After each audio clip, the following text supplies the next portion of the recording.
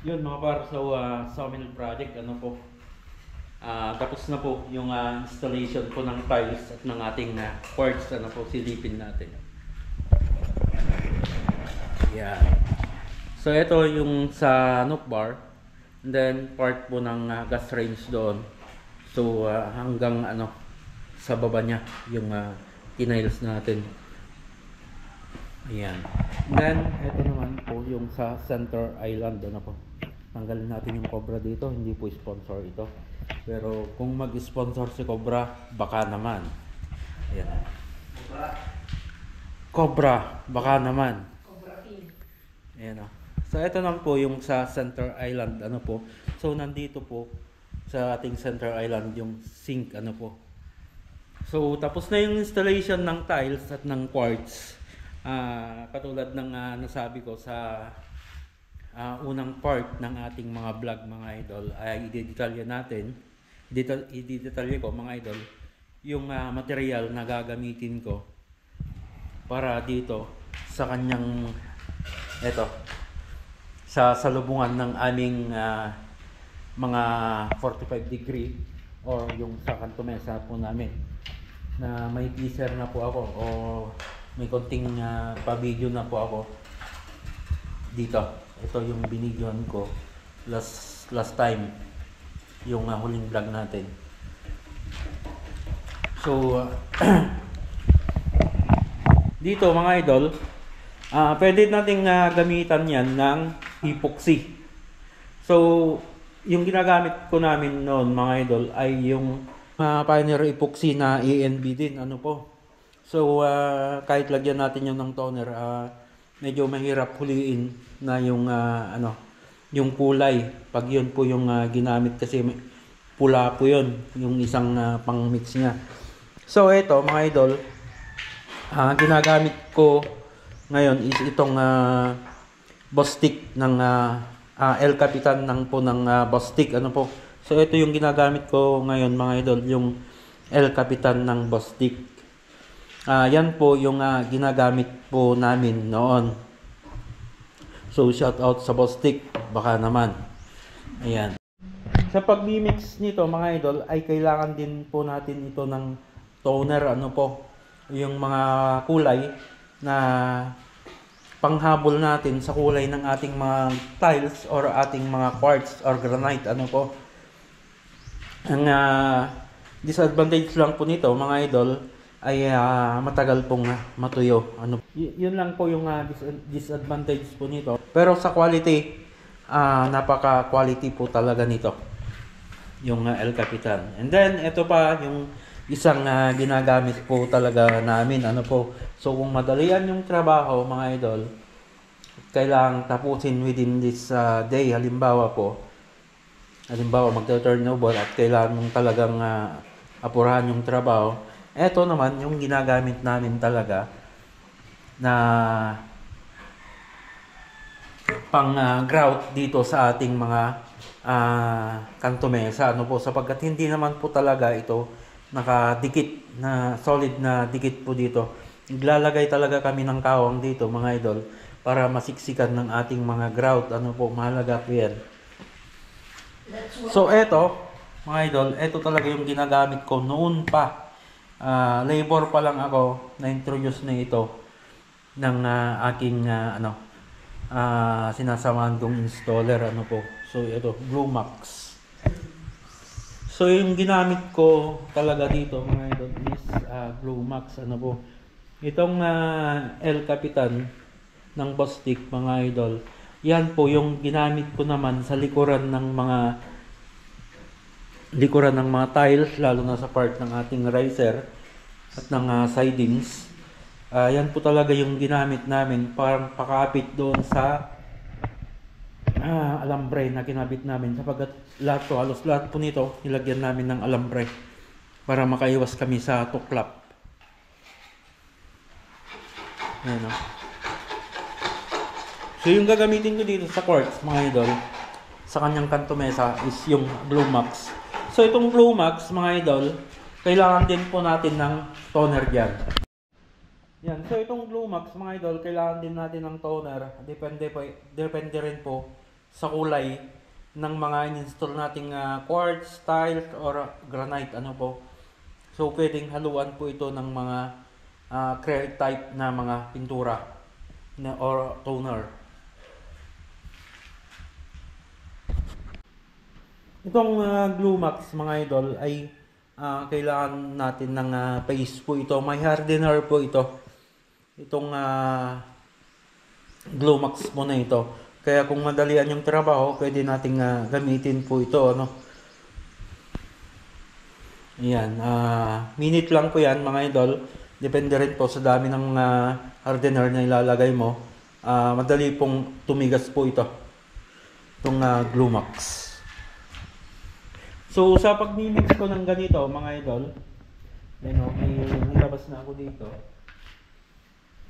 So puti lang naman po itong quartz na nilagay namin dito. So yung toner po namin is puti. So ganito yung mga idol yung ginagawa ko, ano. Minimix ko na talaga yung kulay para mahabol natin yung puti.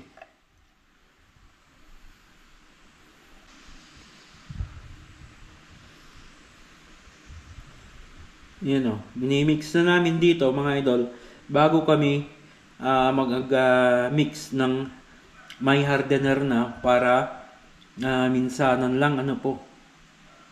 Yan, so halos puti lang naman po itong ano, itong Glumax natin.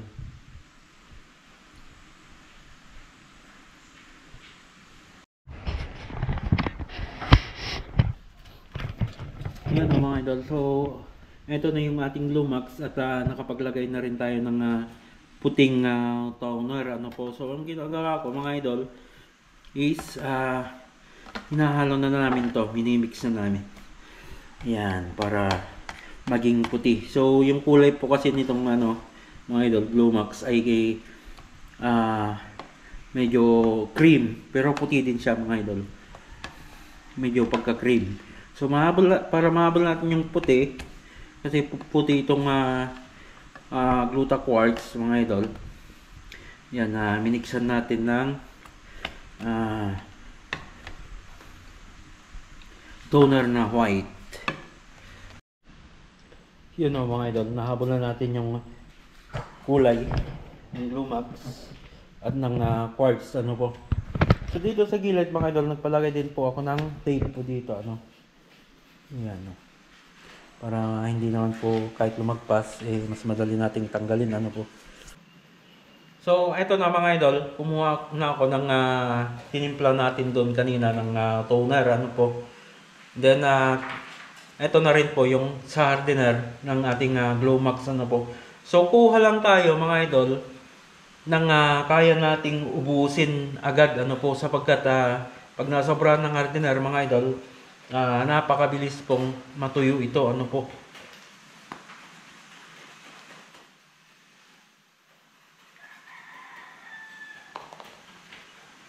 Yan. So etong Glumax mga idol ay parang ano po ito, parang body filler, ano po mga idol.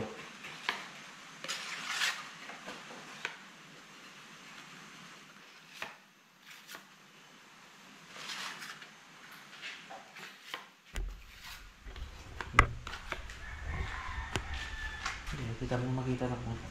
Yun. Yan. Tama yan.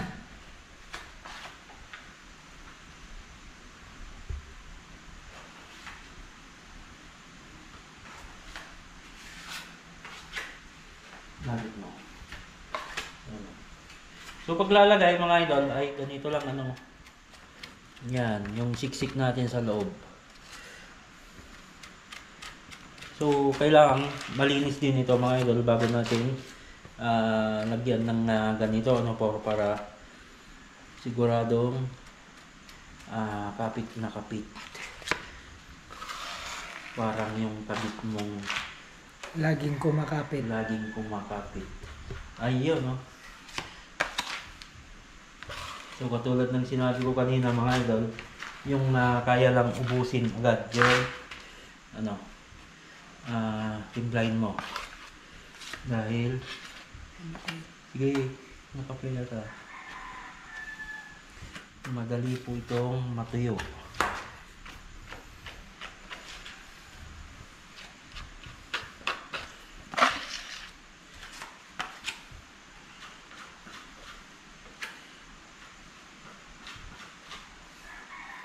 Yung tuyo niya mga idol is yung parang matanda na ay.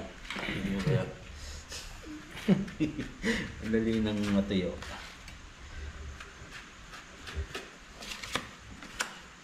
A few moments later. Yun mga idol, so eto na po yung nilagyan namin ng Lumax, ano po. Yan, no? So halos hindi natin mahalata mga idol yung sa kanto niya. Ayan, no? So wala lang pong special dito sa aming ginawa mga idol. Sadyang pinalagpasan talaga namin dyan nung pinairan namin. Then niliha po ng from 180 to 1,000 hanggang 2,000 po ito para makuha natin talaga yung finish ng ating quartz, ano po. Ayan. So yung final po nito ay pagkatapos po siguro ng pintura, although maganda na siya at na-finish na namin ito. So yung 2,000 grit po siguro ng liha na gagamitin namin dito mga idol is after na ng wall paint nito. So hanggang 1,000 muna yung ginamit ko dito mga idol na grit ng liha. Yan, no. So pagkatapos ng paint siguro mga idol ng final po ng liha nito. Yan, liha lang po yung ginamit namin. Then yung vibrator machine o sanding machine. Ano, napaka-kinis na niya. Halos hindi makahalata yung sa dugtungan. Mas lalong kikinis pa ito mga idol pag grit 2,000 na ng liha. So hindi na natin ito papapunan pa ng kahit ano-ano mga idol. Then dito mga idol, yung kanto naman natin dito sa ito po. Yan, so kinulang pa yung yung Lumax. So kailangan pang bumili para mas maayos pa natin yung grout ng ating itong tiles.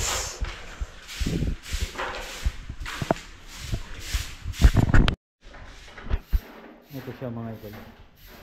Yan. So Lumax po yung ginamit namin dyan. Then liha din na mababa lang yung grit para hindi magasgas itong itong ating tiles.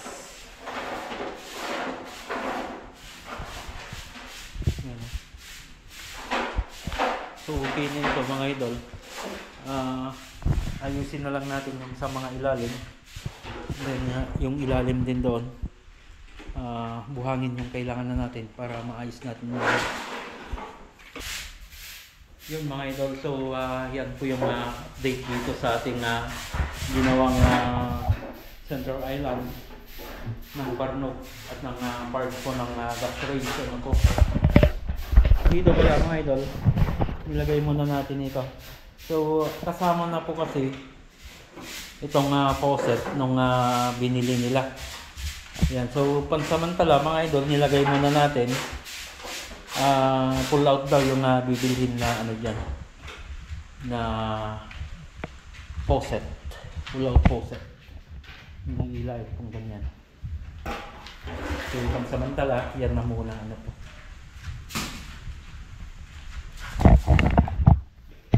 Ngayon mga idol, so yan yung update dito po. So hanggang dyan po mga idol, lagi tayong mag-ingat at God bless po sa ating lahat.